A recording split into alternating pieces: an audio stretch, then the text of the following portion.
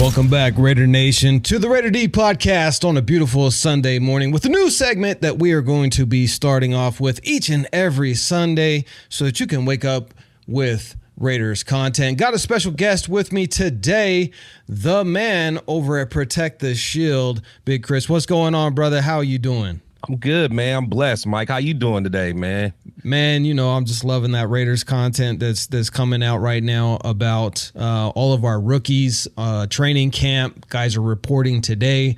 You had Woo Governor on your show. I've had him on my show. Let's break down Woo Governor to start, since we've both interviewed him.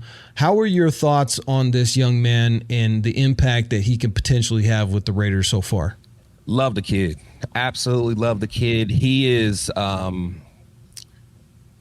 his maturity. Like one thing that popped out right away was he was just wise for someone to be 23 years old.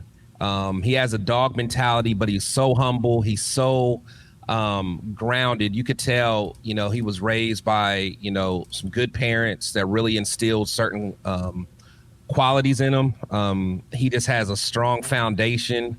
And that's just from the mental side, you know, but on the field, you know, he's all about putting in the work. I mean, on my show, he told me there's times that he's beaten Max Crosby to the facility.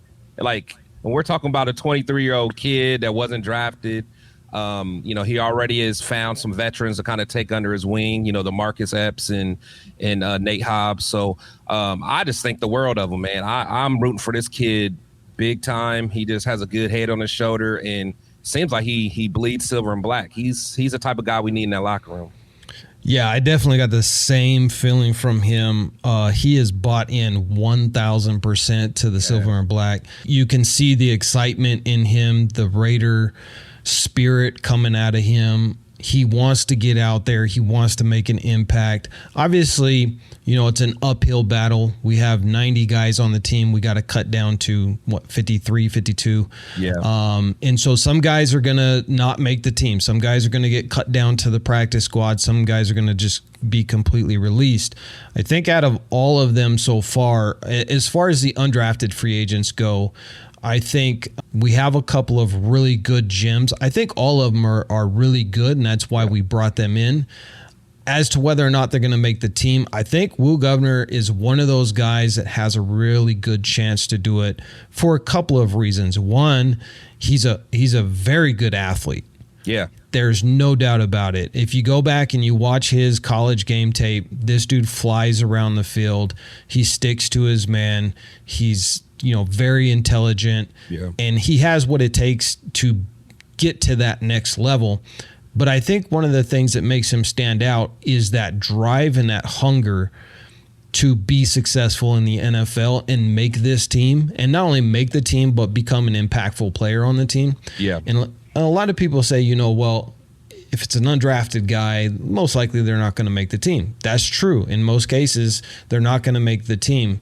Maybe not right away. Maybe they get knocked down to a practice squad. They had something in them that the coaches seen. They're like, well, we don't want to let this guy go, but we're so loaded at this position that we don't have room for him. I will say this, when it comes to his position as a nickel corner, we don't have a whole lot of depth. Exactly. And that's why I think Woo Governor has a very good shot, because one, we kind of have a lack of depth at his particular position, which basically he would be backing up Nate Hobbs, a guy who we do need to re-sign. And I hope the Raiders can get that done quickly. I don't know why they haven't done it, you know, straight away. But that's one of the reasons why I think. I mean, he has the drive, he has the athleticism, he's very smart, and we need depth there. And so it's a good position for him to be in because of the fact that, you know, after Nate Hobbs, it's kind of a toss-up as to who his backup's going to be. Nate's obviously the star at that nickel corner position. There's a few other guys that, you know, also have a really good shot at making the team just due to depth issues. I think the cornerback room, the DB room in general, you know, we have two safeties that we also have to worry about getting re-signed, and we may not have enough cap room depending on how some things play out. Yeah. But I would say obviously DeCamarion Richardson. I mean, the kid's gonna make the team. Yeah. I think MJ Devonshire has a really good chance, and then Will Governor has a really good chance in the cornerbacks room. And then as far as safeties go, Trey Taylor, and he's a 7th round draft pick, so he's almost an undrafted guy. Yeah. But Trey Taylor is a whole different animal. He is. This dude won the award for being the best DB in college football.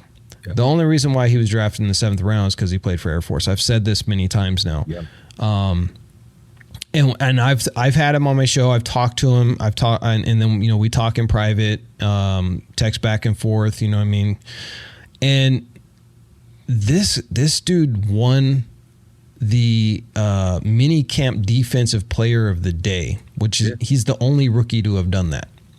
Yeah. So he's making an impact already. Now, granted, and he told me this himself, none of that matters until we put pads on. So it's cool that the coaches called me out for that, but let's get some pads on and see if I can do it with pads against these guys.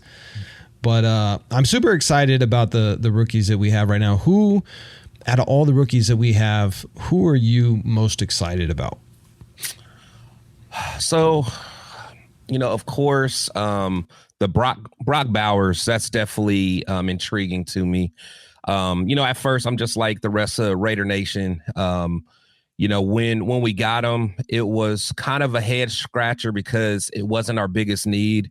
But I've watched a lot of him play because, for your subscribers that may not know me, I was one of the guys that really loved Darren Waller. So when we got rid of Waller, I was a little hurt, and I'm like, man, we need somebody dynamic to take his spot. And I didn't necessarily think Mayer was the guy. I just always remember it, man, if we get rid of Waller, we better go get someone like Brock Bowers the following year.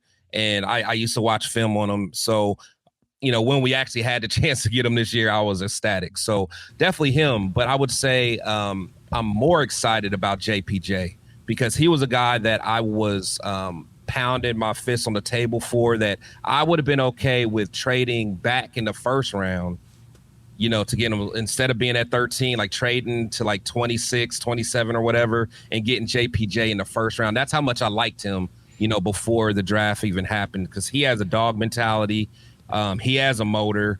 He's just mean. He reminds me of a Richie Incognito that's not as reckless, and I'm a fan of him.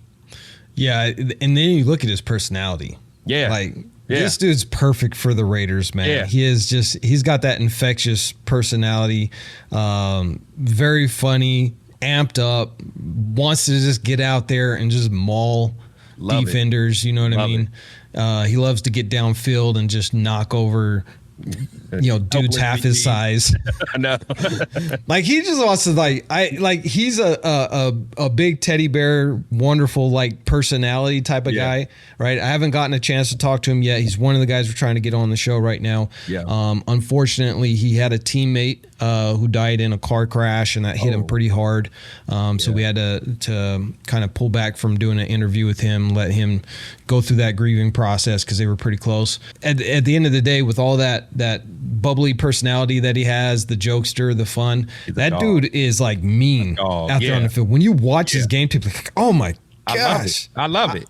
I would hate to get in a fight with this dude in a dark alley because he would just crush people. Yeah. It kind of reminds me of I know you're old enough to remember how Reggie White was, man.